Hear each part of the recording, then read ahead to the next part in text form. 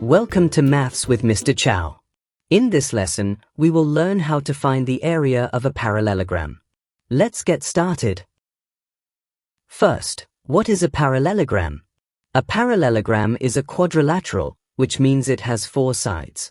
It has two pairs of parallel sides, and its opposite sides are equal in length.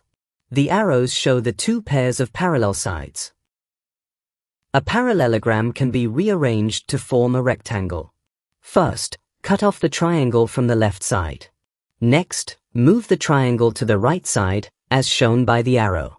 The two pieces now form a rectangle. This shows that a parallelogram and the rectangle have the same area. The formula for the area of a parallelogram is base times perpendicular height. We can write this as A equals B times H, where B is the base and H is the perpendicular height. The perpendicular height meets the base at a right angle.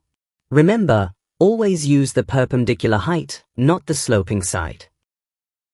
Let's look at our first example.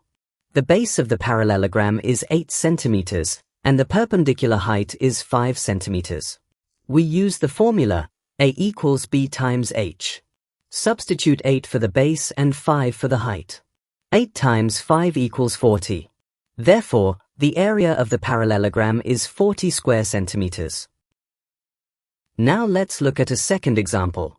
The base is 12 meters, the perpendicular height is 7 meters, and the sloping side is 8 meters. Remember, we do not use the sloping side to calculate the area. Using the formula A equals B times H, we multiply 12 by 7. 12 times 7 equals 84. Therefore, the area of the parallelogram is 84 square meters. Now it's your turn. Find the area of this parallelogram. The base is 9 centimeters, the perpendicular height is 6 centimeters, and the sloping side is 7 centimeters. Remember, do not use the sloping side. Pause the video and work out the answer. The correct calculation is 9 times 6, which equals 54. Therefore, the area of the parallelogram is 54 square centimeters. Let's review what we have learned. A parallelogram can be rearranged to form a rectangle. To find its area, multiply the base by the perpendicular height. Remember, do not use the sloping side, and always write the answer in square units.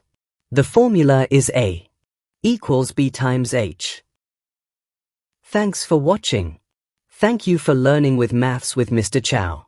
If you found this lesson helpful, please subscribe for more easy maths lessons.